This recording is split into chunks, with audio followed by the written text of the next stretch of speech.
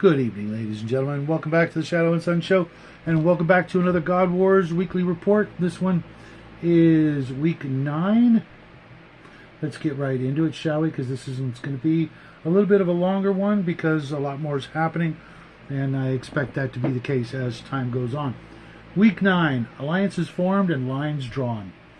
The nation of Xantar saw the influx of envoys and emissaries from all the Elven empires, as well as an envoy from the Halflings and Lord Curzon's Dwarven Empire arrived this lunar cycle, as Lord Xantar's holdings on the Silver Moon seemed to grow with the addition of a large mountain range surrounding his grand castle. The conflict in the south with the Harvester's warships was met by reinforcements from the Eastern Mothmen this cycle, as well as dwarves, halflings, and elves from every nation. An army from Tariel's nation was seen moving quite rapidly toward her cousin Xantar's realm and towards his southern shores, while back at home her grand temple neared completion amidst all the fanfare one would expect from the goddess of light. Tamia's grand castle can now be seen jutting out from the central western sea as a host of soldiers and enormous sea creatures were seen traveling toward the conflict on her cousin's southern shores. Xantar's cousin Aradran and his people remained silent this lunar cycle. Again, even his forges seem inactive, as the plumes of smoke that usually cloud his skies seem to be clearing. Lord Dracor's people erected another castle and temple this cycle, and his armies can be seen mustering on his northern front near the Pride Lands, while the God of Wisdom ponders his neighbors' intentions in every direction. The Lord of the Sinking Plain and his people seem quiet as well this cycle, as naught can be seen nor heard from the vexatious swamps but the croaking of its indigenous amphibians. Lord Zelix is also quiet this cycle. Is it possible that this is a coincidence? The seas around the Great Devourer's realm seem to be quite turbulent this season, and many of his minions can be seen hauling huge nets of the local sea life toward the Great Devourer. These hunters can be seen traveling in every direction for hundreds of miles, bringing back their gains for the unrelenting hunger of their dreaded master. Alilith's people have not been seen or heard in some time, save for her great dragon minions hunting near her western shores. The Harvester launched another fleet towards Xantar's shores, while the unholy chanting from his temple continues to be heard on the four winds every night. It is unclear what the restless dead minions of Lady Izza are waiting for, but clearly they are waiting for something, as their attack on the lupines of Lord Arcanum have yet to return to the siege against him, instead waiting just outside catapult and ballista range. The Lord of Evil Giants and his people continue to move back and forth between their realm and the realms of their neighbors, the Hobgoblins, and his brother Lord Brutus's realm this cycle.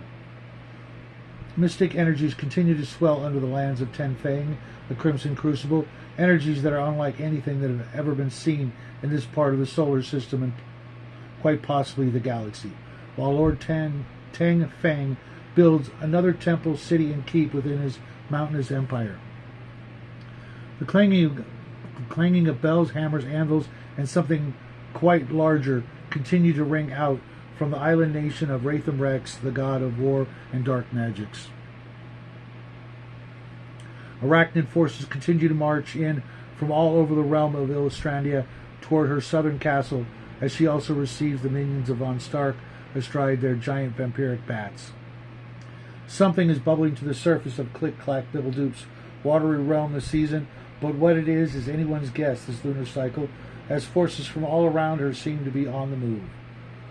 The Lord of the Eastern Mothmen welcomed the refugees from Arcanum's realm this cycle and into their newly constructed keep along their southern shores, whilst envoys were seen moving east past the central continent.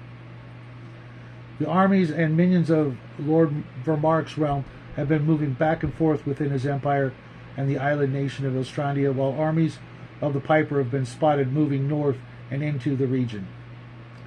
Mortis, Lord of Death and Assassins, remains silent and elusive again this cycle.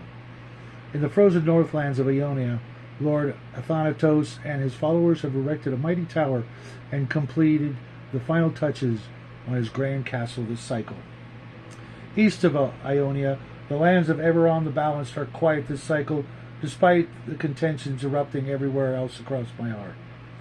In the realm of prosperity, Eshman's people seem quite content this cycle and seem to be celebrating yet another holiday. The people of Tembra, the minions of the god of oaths, also seem to be quite subdued this season. Unlike their human cousins elsewhere, the people of the Whispering Woods have seen a flurry of activity this season, creating a new city, temple, and castle for their lord and master, Lord Korom. This cycle saw the completion of Lord Curz's grand temple, while his armies and followers sang his praises high into the heavens. While on the other hand, his cousin Lord Gromdar, Lord of the Golden Horde, marched another army south toward their sworn enemies, the gnomes, under the rule of Lord Marsala, the giant and master of obsession. The lands of the halflings saw an unprecedented series of earthquakes that rocked the tiny nation to their core, destroying one of their northernmost cities, while the grand temple erupted with mystical energies and cries of outrage among the local population, and the cries for revenge were heard all the way to the eastern edge of the continent. The forges of Lord Marsala and his gnomish followers could be seen working tireless into the nights at their forges, while the remainder of his followers continued to prepare for war against Lord Gromdar's people. As the refugees of Lord Arcanom's realm landed on the southern shores of Lord Timo and into the welcoming embrace of the eastern Mothmen, Lord Arcanom's people erected a grand temple in defiance to the soulless minions of Lady Issa and her undead hordes lying in wait just outside Lord Arcanom's defenses. The war fleets of Lord Az continue their treks across the globe in almost every direction. In the north, headed toward von Stark's realm of the vampires, to the west, where they have claimed the large island chain northeast of the Halfling nation, and east toward the island nation of Ilstrandia. On their newly claimed island chain, they have erected a new temple while bolstering their grand castle that is now overflowing with Azkatsi warriors. Save for the scattered troop movements, the Ratkin children of the Pipers seem to be quite content, working their forges and singing their praises to their goddess of wine, women, and song. Troops from von Stark's realm continue to move into Ilstrandia's realm, heedless of the Azkatsi fleet sailing dangerously close to their southern shores, while von Stark himself has been suspiciously absent from the face of my arm. It didn't take quite as long as I thought. There were a couple of paragraphs in there that were longer than usual, but there you have it for those of you participating in this play-by-post game.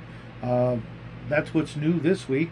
A friendly reminder, I need you guys a little more on the ball, getting your moves in by Friday. I know this report is a little late, but as several people have noted, that as soon as the report comes out, it's a perfect time while it's fresh in your mind to bang out your 5 orders for the week and get them to me tomorrow-ish, Friday at the latest.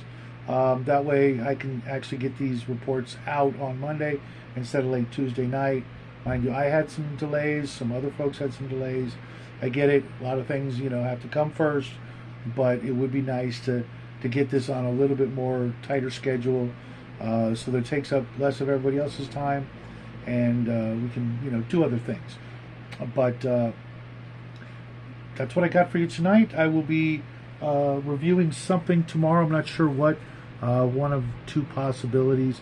I hope you guys are enjoying the game, and those of you who are not playing, enjoying the report, despite my stuttering.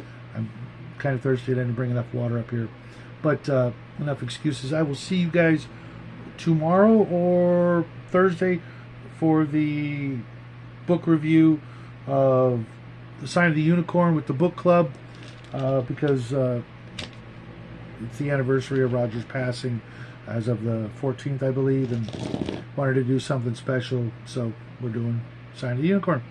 Until then, folks, I will see you guys later. Have a great evening, great rest of your week, and as always, happy trails.